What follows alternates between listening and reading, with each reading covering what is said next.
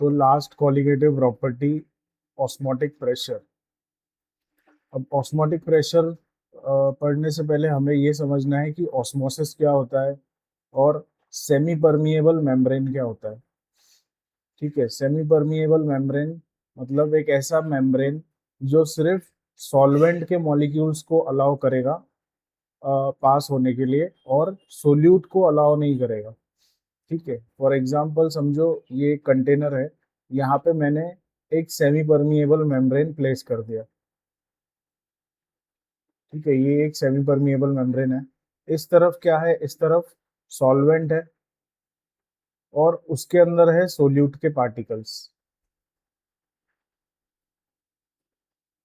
ठीक है, सॉल्वेंट है और सोल्यूट के पार्टिकल। तो ये मेम्ब्रेन क्या करेगा, सिर्फ इस सॉल्वेंट को इस तरफ अलाउ करेगा, लेकिन जो सोल्यूट है, सोल्यूट को ये क्या कर देगा, ब्लॉक कर देगा, इसको अलाउ नहीं करेगा यहाँ से पास होने के लिए। जैसे चाय पीने की चाय की छानी होती है, ठीक है, उसमें सिर्फ चाय यहाँ से पास हो जाती है, लेकिन चाय पत्ती जो होती है वो यहीं पे रह जाती है। तो चाय पत्ती क्या हो गया हमारा, सोल्यूट। चाय क्या हो गया हमारा, सॉल्वेंट। और ये छानी क्या हो गया, सेमी परमिएबल मेम्ब्रेन। ठीक है, अगला है ऑस्मोसिस। ऑस्मोसिस क्या होता है, ऑस्मोसिस मतलब जब, अभी फॉर एग्जांपल मैंने यहाँ पे एक कंटेनर रखा है। ठीक है, एक तरफ क्या है, सॉल्यूशन है। सॉल्यूशन का मतलब क्या होता है, सोल्यूट प्लस सॉल्वेंट। और एक तरफ क्या है, सिर्फ सॉल्वेंट है। ठीक है, तो जब लिक्विड का फ्लो होता है, जब लिक्विड का फ्लो होता है from low concentration to high concentration. अब यहाँ पे देखो सिर्फ सॉल्वेंट है, सॉल्वेंट है मतलब यहाँ पे सोल्यूट बिल्कुल नहीं है, तो ये सॉल्यूशन क्या हो गया, डाइल्यूट हो गया। ठीक है, क्योंकि यहाँ पे 100% क्या है, सॉल्वेंट है। ठीक है, सोल्यूट के ऐड होने पे क्या होता है, कॉन्सेंट्रेशन बढ़ जाती है। अब इस तरफ देखो, इस तरफ क्या है, 50% सोल्यूट है और 50% सॉल्वेंट है। हम ये मान लेते हैं 50% सोल्यूट और 50% सॉल्वेंट है। तो इस तरफ जो है वो कॉन्सेंट्रेशन क्या हो गई, कॉन्सेंट्रेशन बढ़ गई। और इस तरफ क्या है, कॉन्सेंट्रेशन कम है। तो कम वाले को हम बोलते हैं डाइल्यूट, और जहाँ कॉन्सेंट्रेशन ज्यादा होती है उसे कहा जाता है कॉन्सेंट्रेटेड। ठीक है, जब सॉल्वेंट का फ्लो होता है लो कॉन्सेंट्रेशन से हाई कॉन्सेंट्रेशन की तरफ, तो उसे कहा जाता है ऑस्मोसिस। ठीक है, यहाँ पे डायग्राम भी दिया हुआ है, ये देखिए यहाँ पे सॉल्वेंट है और यहाँ पे सॉल्यूशन है। सॉल्वेंट है तो यहाँ पे कॉन्सेंट्रेशन क्या होगा, कम होगा, और यहाँ पे सॉल्यूशन है तो यहाँ पे कॉन्सेंट्रेशन क्या होगा, ज्यादा। तो सॉल्वेंट का फ्लो कहाँ से हो रहा है, लो कॉन्सेंट्रेशन से हाई कॉन्सेंट्रेशन की तरफ, इसी को क्या बोला जाता है, ऑस्मोसिस। ठीक है, solution of lower concentration to solution of higher concentration through the semi permeable membrane. अब ऑस्मोटिक प्रेशर क्या होता है, अब हमने ऑस्मोसिस देखा कि यहाँ पे एक सेमी परमिएबल मेम्ब्रेन है, यहाँ पे लो कॉन्सेंट्रेशन और यहाँ पे हाई कॉन्सेंट्रेशन। ठीक है, तो सॉल्वेंट का मूवमेंट कहाँ से होगा, लो से हाई होगा। अगर इस मूवमेंट को स्टॉप करना है, और इस तरफ समझो यहाँ पे हमने कोई प्रेशर अप्लाई किया। ठीक है, इस मूवमेंट को स्टॉप करने के लिए इस तरफ हमने प्रेशर अप्लाई किया, तो इस प्रेशर को बोला जाता है ऑस्मोटिक प्रेशर। ठीक है, एक ऐसा प्रेशर जो ऑस्मोसिस को रोकता है उसको हम बोलते हैं osmotic pressure. The hydrostatic pressure which stop the process of osmosis is called as osmotic pressure of the solution. और उसको रिप्रेजेंट किससे करते हैं, पाई से। ठीक है, ऑस्मोटिक प्रेशर को रिप्रेजेंट किया जाता है पाई से। अब देखिए ये है टाइप्स ऑफ सॉल्यूशन। अब तीन टाइप के सॉल्यूशन होते हैं, एक होता है आइसोटोनिक, एक होता है हाइपरटोनिक और एक होता है हाइपोटोनिक। अगर दो सॉल्यूशन है उनका ऑस्मोटिक प्रेशर सेम है, अगर दो सॉल्यूशन है उनका ऑस्मोटिक प्रेशर सेम है, तो उनको हम क्या बोलेंगे, आइसोटोनिक सॉल्यूशन। यानी कि same osmotic pressure is equal to isotonic solution. Example देखो, 0.1 molar urea and 0.1 molar sucrose. तो देखो इनका कॉन्सेंट्रेशन सेम है। ठीक है, तो इनका ऑस्मोटिक प्रेशर भी क्या होगा, सेम होगा। Two or more solution having same osmotic pressure they are called as isotonic. ठीक है, ऑस्मोटिक प्रेशर सेम है मतलब उनका कॉन्सेंट्रेशन सेम है। ठीक है, हाइपरटोनिक क्या होगा, अगर two or more solution having different osmotic pressure then more concentrated solution with higher osmotic pressure is called as hypertonic solution. ठीक है, अगर दो सॉल्यूशन है उनका ऑस्मोटिक प्रेशर अलग अलग है, तो जिस जिस सॉल्यूशन का ऑस्मोटिक प्रेशर ज्यादा होगा उसको हम बोलेंगे हाइपरटोनिक, और जिसका कम होगा उसको बोलेंगे हाइपोटोनिक। अब ये 0.2 मोलर यूरिया है और 0.1 मोलर सुक्रोज है, तो जिसकी कॉन्सेंट्रेशन ज्यादा, उसका ऑस्मोटिक प्रेशर ज्यादा, उसी को हम क्या बोलेंगे, हाइपरटोनिक। तो 0.2 मोलर यूरिया क्या हो गया हमारा, हाइपरटोनिक सॉल्यूशन हो गया। हाइपोटोनिक क्या होता है, जब दो सॉल्यूशन का ऑस्मोटिक प्रेशर डिफरेंट होता है और उन दोनों में से जिसका ऑस्मोटिक प्रेशर कम होगा उसको हम बोलेंगे हाइपोटोनिक सॉल्यूशन। अब जैसे एग्जांपल सेम 0.2 मोलर यूरिया और 0.1 मोलर सुक्रोज सॉल्यूशन, तो इन दोनों में से कम कॉन्सेंट्रेशन किसका है, 0.1 मोलर सुक्रोज सॉल्यूशन, तो इसका ऑस्मोटिक प्रेशर भी कम होगा। ऑस्मोटिक प्रेशर अगर जिसका कम है उसको हम बोलेंगे हाइपोटोनिक सॉल्यूशन।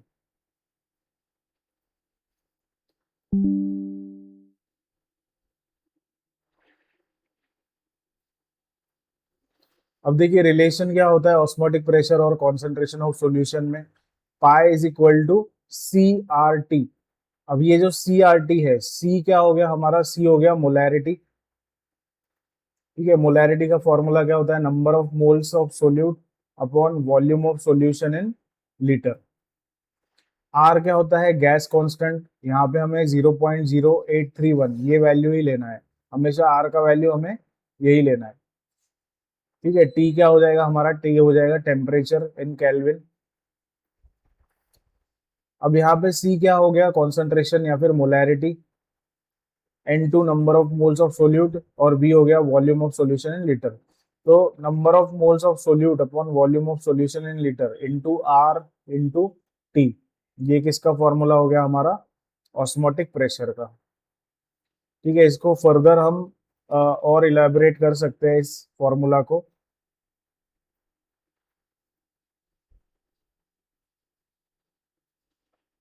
क्या लिख सकते हैं हम इस फॉर्मूला के बारे में, और जैसे कि number of moles of solute है तो उसको हम क्या लिखेंगे, pi is equal to number of moles of solute मतलब given weight divided by molecular weight into volume of solution in litre into R into T, ये हो जाएगा हमारा formula. Osmotic pressure is measured at constant temperature and molarity depends on temperature. Osmotic pressure जो है वो constant temperature पे major करते हैं और मोलैरिटी जो है वो टेम्परेचर पे डिपेंड करता है। So solute concentration is expressed in terms of molarity only in case of osmotic pressure. ठीक है, तो सिर्फ ऑस्मोटिक प्रेशर के केस में हमने बाकी फॉर्मूलाज में क्या देखा था, टर्म मोलैलिटी यूज हुआ था। मोलैलिटी होता है number of moles of solute upon weight of solvent in kilogram, लेकिन यहाँ पे यूज हुआ है मोलैरिटी कैपिटल एम। ठीक है, और मोलैरिटी क्या होता है, टेम्परेचर डिपेंडेंट होता है। Determination of molecular mass of solute using osmotic pressure. ठीक है, ये फॉर्मूला हमने ऑलरेडी डिराइव किया, pi is equal to W2 upon M2, W2 upon M2 into R into T upon V। ठीक है, volume of solution in litre, या फिर इसको अगर रीअरेंज किया तो M2 क्या हो जाएगा, W2 into R into T upon pi into V। ठीक है, ये एक छोटा सा एक्सपेरिमेंट किया गया है, एक थिसल ट्यूब हमने लिया है, इस ट्यूब में देखो यहाँ पे शुगर सॉल्यूशन फिल किया हुआ है। इस ट्यूब के अंदर शुगर सॉल्यूशन है, मतलब इसका कॉन्सेंट्रेशन कम होगा कि ज्यादा होगा, इसका कॉन्सेंट्रेशन ज्यादा होगा। ठीक है, कॉन्सेंट्रेटेड सॉल्यूशन है, और यहाँ पे क्या है, ये बीकर में क्या फिल किया है, वाटर। वाटर है मतलब इसका कॉन्सेंट्रेशन क्या होगा, कम होगा। तो ऑस्मोसिस क्या होता है, low concentration to high concentration, मतलब ये वाटर कहाँ से जाएगा, यहाँ पे देखो इधर एक सेमी परमिएबल मेम्ब्रेन लगा हुआ है, तो वाटर यहाँ से यहाँ जाएगा, है ना, लो कॉन्सेंट्रेशन से हाई कॉन्सेंट्रेशन में लिक्विड पास होता है। तो यहाँ पे इसका इसका जो रीडिंग है वो इंक्रीज हो जाएगा। रीडिंग इंक्रीज क्यों हो जाएगा? क्योंकि वाटर ने यहाँ से यहाँ ट्रेवल किया है, लो कॉन्सेंट्रेशन से हाई कॉन्सेंट्रेशन। ठीक है, तो इसको क्या बोला जाता है? ऑस्मोसिस। और इस प्रेशर को अगर स्टॉप करना है तो उसको क्या बोलते हैं? Osmotic pressure. पाई क्या होता है? एच रो जी।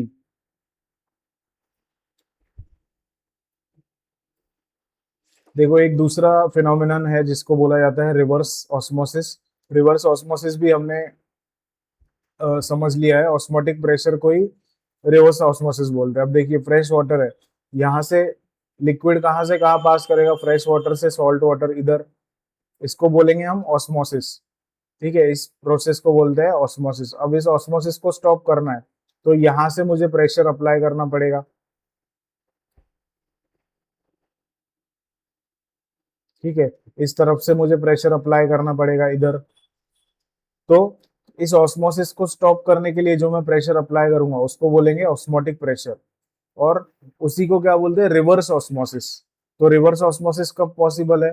जब ये प्रेशर ज्यादा होगा ऑस्मोटिक प्रेशर से। Reverse osmosis possible when pressure larger than osmotic pressure is applied across the solution.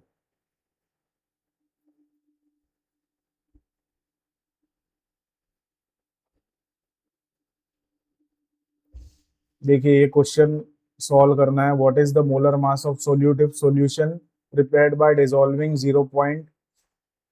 What is the molar mass of solute, मतलब हमको क्या फाइंड करना है? M2 फाइंड करना है। If a solution prepared by dissolving, मतलब यहाँ पे W2 दिया हुआ है 0.822 ग्राम।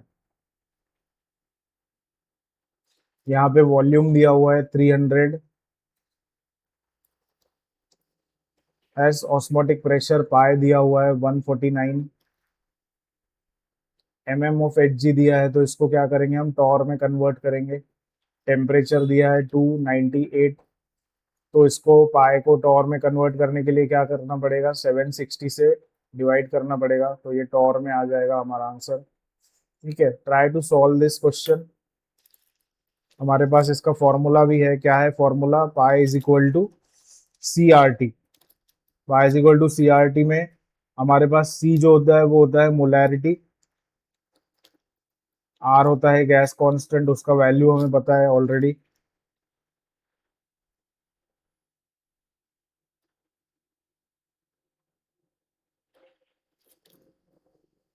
चलो ट्राई टू सॉल्व दिस, काफी इजी क्वेश्चन है ये।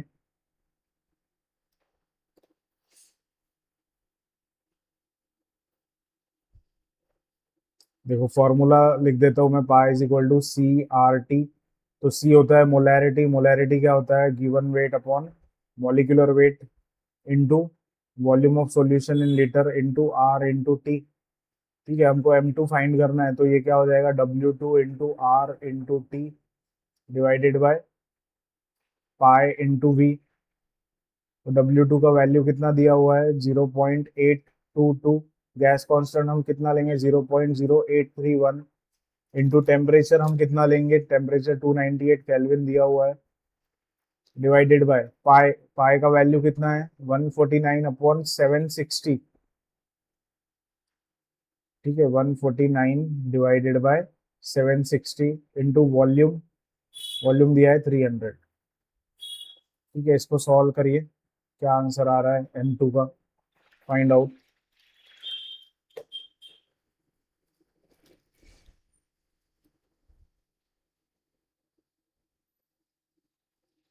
क्या आंसर आएगा? M2 आएगा 342 ग्राम पर मोल। ग्राम पर मोल। ठीक है, सिंपली हमने इसमें फॉर्मूला यूज किया था और इसमें कुछ भी नहीं था। Colligative properties of electrolytes. अब ये देखा गया है कि कॉलिगेटिव प्रॉपर्टी जो होते हैं इलेक्ट्रोलाइट के, वो उनका वैल्यू ज्यादा होता है किससे? Colligative property of non electrolyte. ऐसा क्यों बोला जाता है? जैसे इलेक्ट्रोलाइट क्या है? NaCl। इसको डिसोसिएट किया तो Na का एक आयन मिलेगा, Cl का एक आयन मिलेगा, है ना। इसमें I का वैल्यू आएगा 2। एक इसका आयन और एक इसका आयन, 1 + 1 2। लेकिन वही अगर हमने लिया सुक्रोस, सुक्रोज का अगर हमने डिसोसिएशन किया तो उसका वैल्यू 1 आएगा, क्योंकि डिसोसिएट नहीं होगा ये। ठीक है, इसीलिए हम बोल सकते हैं कि कॉलिगेटिव प्रॉपर्टी नॉन इलेक्ट्रोलाइट का कम होता है as compare to electrolyte. Number of ions और particle increase in the solution. ठीक है, नंबर ऑफ आयंस इंक्रीज हो जाते हैं इलेक्ट्रोलाइट के केस में जब हम उसको वाटर में डिसॉल्व करते हैं। और colligative property depends on number of ions और पार्टिकल प्रेजेंट इन सॉल्यूशन। ठीक है, नंबर ऑफ आयंस ज्यादा है तो इसमें इसकी कॉलिगेटिव प्रॉपर्टी भी ज्यादा आएगी, इसमें नंबर ऑफ आयंस कम है तो इसकी कॉलिगेटिव प्रॉपर्टी कम आएगी। So colligative property of electrolyte show higher values than for colligative property of non electrolyte. ठीक है, नॉन इलेक्ट्रोलाइट के केस में कॉलिगेटिव प्रॉपर्टी ऑफ इलेक्ट्रोलाइट की वैल्यू ज्यादा आती है। अब देखो नेक्स्ट है van't Hoff factor ratio of colligative property of electrolyte. ठीक है, वेंट ऑफ फैक्टर को आई से डिनोट करते हैं, colligative property of electrolyte divided by colligative property of non electrolyte. इसी को हम क्या बोलते हैं, वेंट ऑफ फैक्टर। ये रेशियो है किसका, colligative property of electrolyte to the colligative property of non electrolyte at same concentration. ये बहुत इंपॉर्टेंट है, दोनों का कॉन्सेंट्रेशन क्या होना चाहिए, सेम होना चाहिए।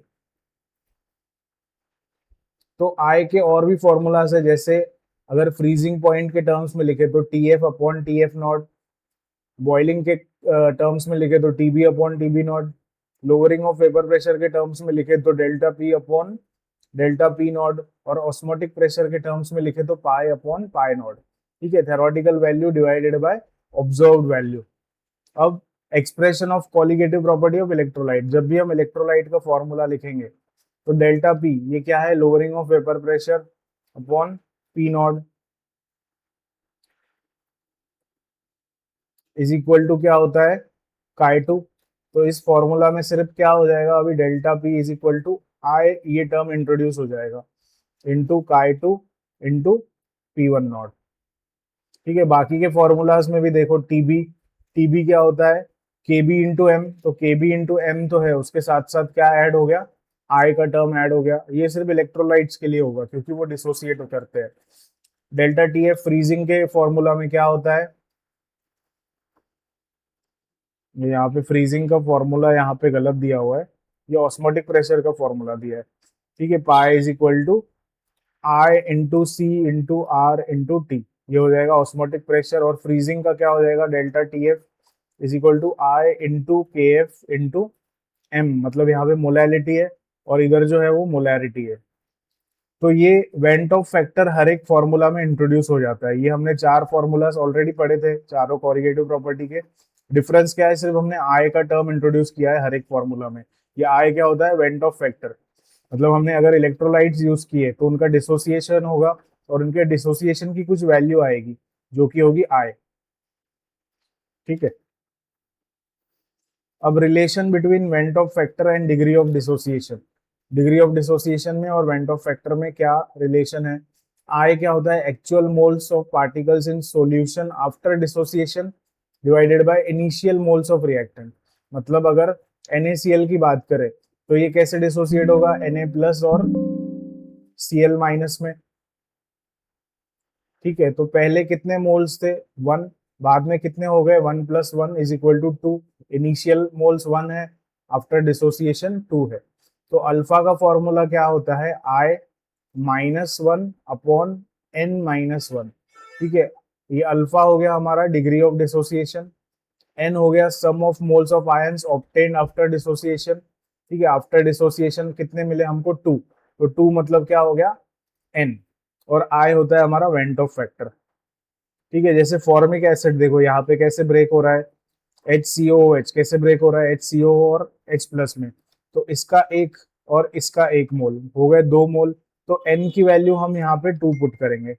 अगर N की वैल्यू हमने 2 पुट करी तो हमें क्या मिलेगा, 2 माइनस 1 1 हो गया। तो alpha is equal to i minus 1।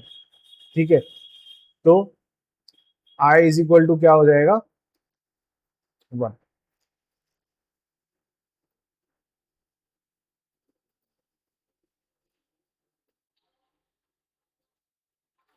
तो प्रॉब्लम नंबर 2.10 हमारे पास दिया हुआ है, इसमें मोलैरिटी दी है 0.2 मोलर एक्वियस सॉल्यूशन, मतलब मोलैरिटी दी है 0.2 molar,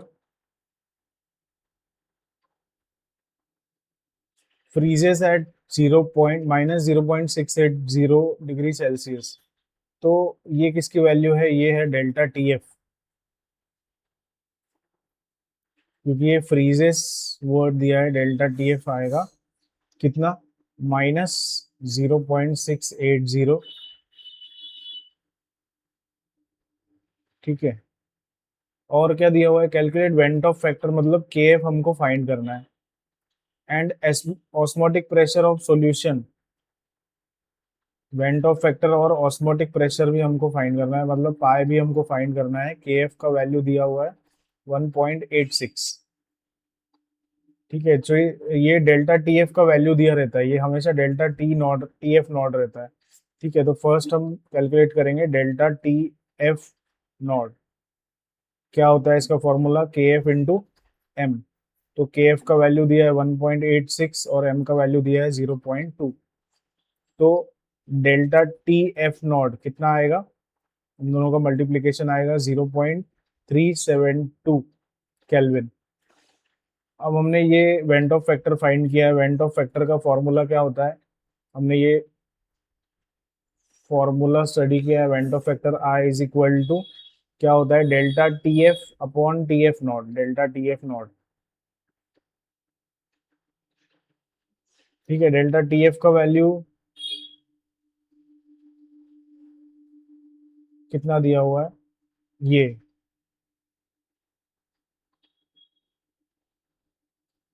T F, T F दिया हुआ है ये वाला, सॉरी ये टी एफ का वैल्यू दिया है I is equal to 0 point, ये हमेशा पॉजिटिव में वैल्यू लेते हैं हम, 0.680 divided by T F not हमने अभी फाइंड किया 372, तो आई का वैल्यू आएगा 1.83। बहुत ही सिंपल क्वेश्चन था ये।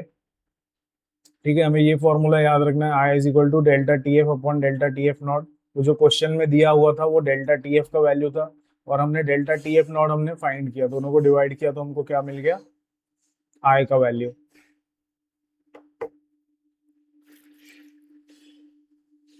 देखिए ये question, try to solve this 2.11 0.01 molar aqueous formic acid solution freezes at -0.021 degree, calculate degree of dissociation, मतलब हमको क्या फाइंड करना है, अल्फा फाइंड करना है। के एफ का वैल्यू दिया है 1.86 केल्विन किलोग्राम पर मोल। ठीक है, और क्या दिया हुआ है हमारे पास, मोलैरिटी दिया है 0.01 मोलर, फ्रीजेस एट, मतलब ये टी एफ का वैल्यू दिया है, तो हम इसको पॉजिटिव में ही ले लेते हैं डायरेक्ट 0.021।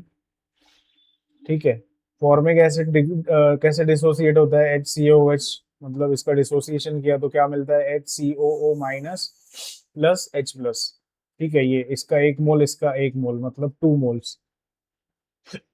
ठीक है, N का वैल्यू मिल गया हमको 1 + 1 इज इक्वल टू 2। उसके बाद कौन सा फॉर्मूला यूज करेंगे, delta T F is equal to i into K F into M. ये आई क्या होता है, वेंट ऑफ फैक्टर, तो हमको आई फाइंड करना है, समझो आई फाइंड करना है, तो delta T F divided by K F into M. Delta T F का value 0.021 divided by K F का वैल्यू 1.86 इंटू 0.01, तो आई का वैल्यू कितना आएगा हमारे पास, 1.13, ये आएगा हमारे पास आई का वैल्यू। हमको आई का वैल्यू मिल गया, एन का वैल्यू मिल गया, हम इजीली डिग्री ऑफ डिसोसिएशन निकाल सकते हैं, I-1 अपॉन N-1।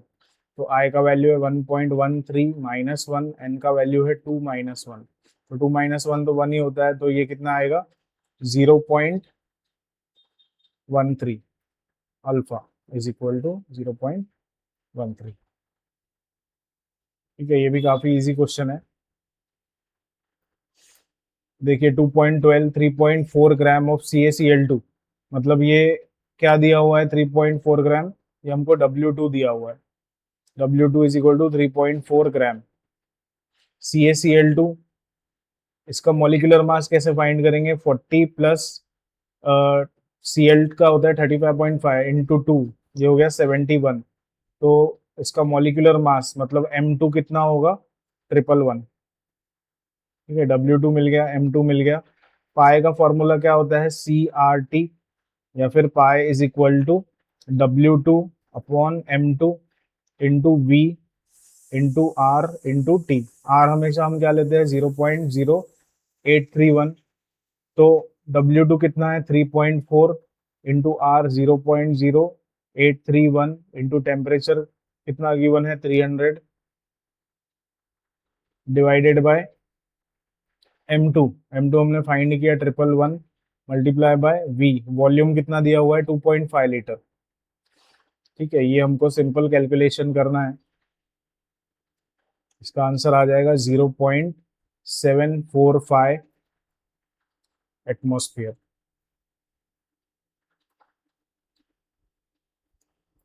ठीक है, 2.13 question number, which of the following will have maximum boiling point elevation and minimum freezing point depression. ठीक है, मिनिमम और मैक्सिमम वैल्यू क्या कैसे फाइंड करते हैं, अगर टोटल नंबर ऑफ मोल्स, अगर number of moles after dissociation, number of moles after dissociation अगर हाईएस्ट है तो ये होगा एलिवेशन इन बॉइलिंग पॉइंट। अगर लोएस्ट है तो ये होगा डिप्रेशन इन फ्रीजिंग पॉइंट। ये दो कंडीशन हमको याद रखने हैं, हाईएस्ट होगा तो एलिवेशन इन बॉइलिंग पॉइंट, और अगर लोएस्ट होगा तो डिप्रेशन इन फ्रीजिंग पॉइंट। अब इसका वैल्यू हम कैसे फाइंड करेंगे, इसका वैल्यू अगर फाइंड करना हो तो KCl, पहला केस दिया है KCl, तो K प्लस और Cl माइनस, इन दोनों का डिसोसिएशन होगा। K प्लस Cl माइनस, ये 0.1 वैल्यू दिया है, 0.1 प्लस 0.1 करेंगे हम, तो कितना आएगा, ये 0.2 मोल फर्स्ट केस में। सेकंड केस में दिया है NaCl, मतलब Na प्लस और Cl माइनस, इन दोनों का डिसोसिएशन कैसे होगा, 0.05 प्लस 0.05, तो ये कितना हो जाएगा, 0.10। थर्ड केस में अगर हम डिसोसिएट करें तो Al 3 plus plus PO4 2 minus, इस तरह से डिसोसिएट होगा। कितने मोल से, 1 मोल प्लस 1 मोल, ये हो जाएगा 2। और लास्ट में Mg2 plus plus SO4 2 minus, ये भी 2 मोल्स है, तो 0.1 प्लस 0.1, ये हो जाएगा 0.2। तो इसमें हाईएस्ट और लोएस्ट किसका आया, एलिवेशन किसका होगा, हाईएस्ट वैल्यू का एलिवेशन होगा। तो हाईएस्ट वैल्यू किसकी है, AlPO4, मतलब 1 मोलर AlPO4, इसका होगा एलिवेशन। और डिप्रेशन किसका होगा, डिप्रेशन इन फ्रीजिंग पॉइंट, जिसका वैल्यू लोएस्ट है। तो लोएस्ट वैल्यू किसका है हमारे पास, NaCl का। NaCl कितना है, 0.05 मोलर NaCl। बहुत ही सिंपल क्वेश्चन दिया हुआ है, हमें सिर्फ हाईएस्ट वैल्यू किसका आ रहा है और लोएस्ट वैल्यू किसका आ रहा है ये फाइंड आउट करना है। देखो, assuming complete dissociation, calculate molality. Molality मतलब स्मॉल m हमको फाइंड करना है उस फ्रीजिंग पॉइंट। फ्रीजिंग पॉइंट मतलब क्या दिया हुआ है, डेल्टा TF माइनस 2.95, इसको प्लस में ही लेंगे हम। KF का वैल्यू दिया हुआ है 1.86 केल्विन किलोग्राम पर मोल। कैसे फाइंड करेंगे इसको, अब KBr कैसे डिसोसिएट होता है, K प्लस और Br माइनस, ऐसे डिसोसिएट होता है।